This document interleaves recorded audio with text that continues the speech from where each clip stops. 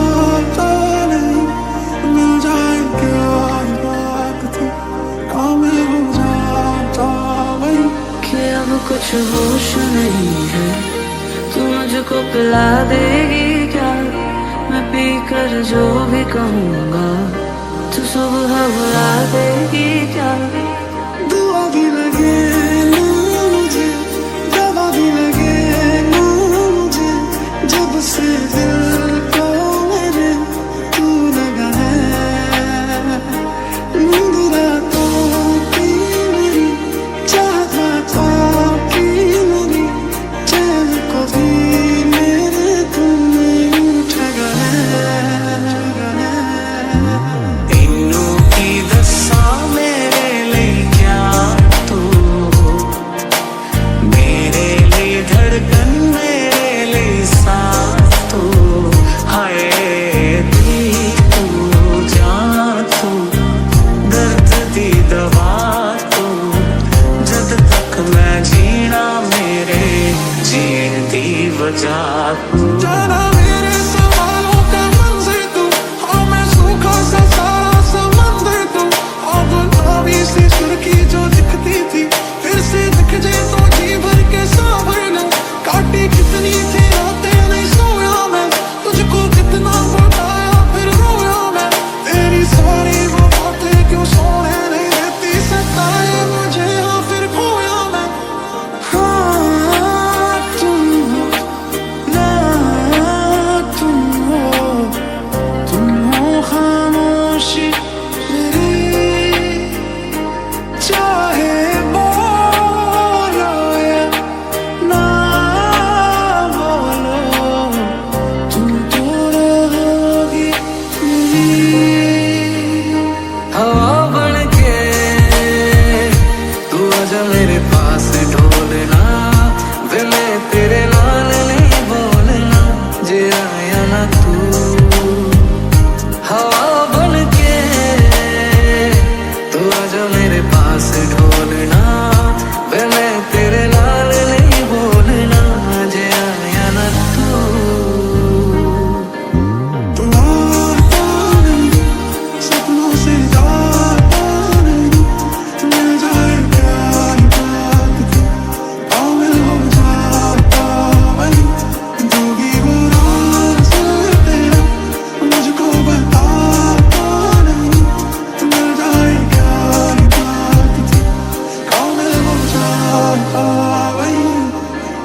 सागर वर्गियां गहरी अखियां, सूरज वर्गा निक तेरा, जुल्फ सुनहरी शामा वर्गी, चानण वर्गा मुख तेरा, है पहाड़ा दी ठंडी हवा तू,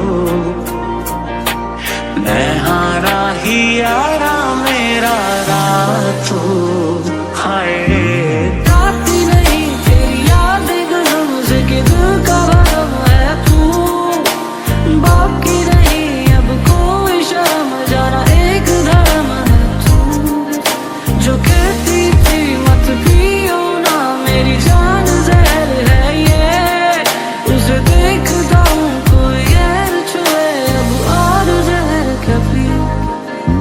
रहना था दम के हमदम तेरा, ऐसे जाना ही था फिर तो क्यों ठहरा। अब ना माने मेरा दिल के ना तेरे काबिल ठीक और क्योंकि मैं कहता रहा पर तू आता नहीं, सपनों से जाता नहीं, मिल जाए क्या ये बात थी, कामिल हो जाता वही। दिल को करारा तुझ पे प्यार।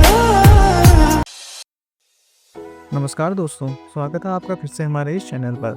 आज हम बात करने वाले हैं एक ऐसे फैंटेसी स्टोरी की जिसमें है रोमांस, मैजिक, ईगो क्लैशेस और वो हर फील जो एक फैंटेसी ड्रामा को एडिक्टिव बनाती है। यह कहानी है ली सोंग एर की, जो एक दिन अचानक अपने ही पढ़े हुए नोवेल की दुनिया में पहुंच जाती है और फिर उसकी मुलाकात होती है डार्क लॉर्ड से, जो उसे बर्बाद भी कर सकता है और बचा भी सकता है।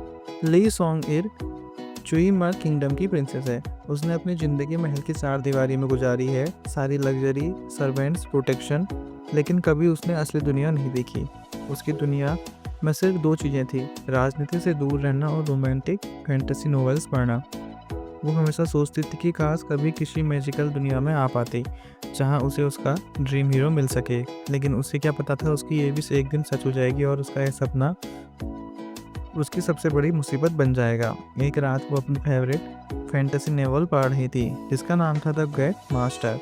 कहानी थी एक डार्क लॉर्ड की जो पूरी दुनिया को कंट्रोल करता था, और एक सिंपल लड़की की जो उससे टकराती थी।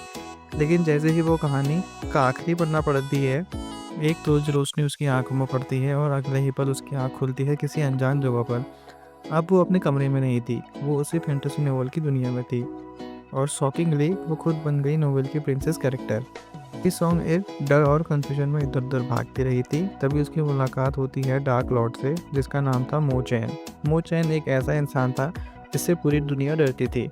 उसके पास डार्क मैजिक था, पावर था, एरोगेंस था, और उसके दिल में कोई भी इमोशन नहीं था। जब ली सॉन्ग इन उसके सामने आई तो मो चिन को गुस्सा आया। उसने कहा, तुम्हारे जैसे कमज़ोर प्रिंसेस का यहाँ क्या काम? तुम्हारे जैसे लोग सिर्फ बोझ होते हैं।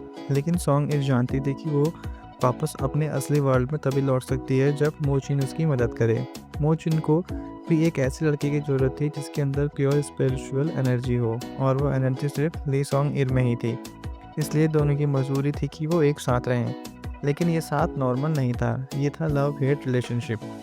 मो चिन उसे बार बार नीचा दिखाता, डराता, ताना मारता, और सॉन्ग इन भी हार मानने वालों में से नहीं थी। वो भी उससे पलट कर जवाब देती और कई बार उसकी जान भी बचाती। धीरे धीरे मो चिन को एहसास होने लगता है कि ये लड़की सिर्फ एक शेल्टर्ड प्रिंसेस नहीं है, बल्कि अंदर से ही बहुत स्ट्रांग है। जैसे जैसे कहानी आगे बढ़ती है, शी और मो चिन कई डार्क क्रिएचर्स से लड़ते हैं। शोविर अपनी हिडन पावर्स डिस्कवर करती है, हीलिंग, बैरियर, शील्ड्स और अपनी पावरफुल विजन। मो चिन उसके साथ रहते रहते बदलने लगता है। वो जो भी स्टोन हार्टेड था, अब शोविर की केयर करने लगता है। लेकिन वो ये सब एक्सेप्ट नहीं कर पाता। सोमनिर भी उससे चिढ़ती थी, लेकिन जब वो दर्द में होता है तो उसका दिल भी दुखता था।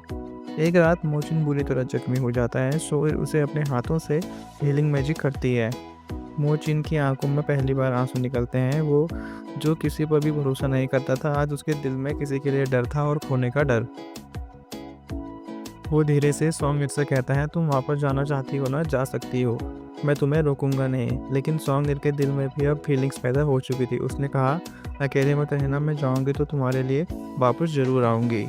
स्टोरी का क्लाइमेक्स, मो चिन उसे अपनी बाहों में लेकर चिल्लाता है कि सोंगिर मुझे छोड़कर मत जाओ। लेकिन तभी सोंगिर की आंखें धीरे धीरे बंद हो जाती हैं, और जब सोंगिर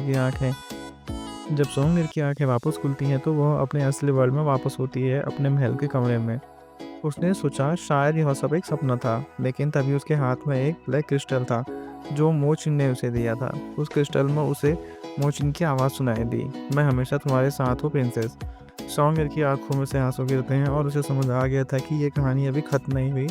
मो चिन उसे फिर से वापस बुलाएगा और उनकी अधूरी कहानी पूरी होगी। ये कहानी थी to get master Chinese drama की, एक ऐसी फैंटेसी जर्नी जहाँ प्रिंसेस और डार्क लॉर्ड का रिश्ता हेट से शुरू होकर सेक्रीफाइस और इटरनल लव तक पहुँच गया। तो दोस्तों, आपको ये हमारी कहानी कैसी लगी? अगर आपको ये कहानी पसंद आई हो तो इस वीडियो को लाइक करें और अपने दोस्तों के साथ शेयर करें, और चैनल को सब्सक्राइब करना न भूलें। तो मिलते हैं अगली वीडियो में, तब तक के लिए धन्यवाद।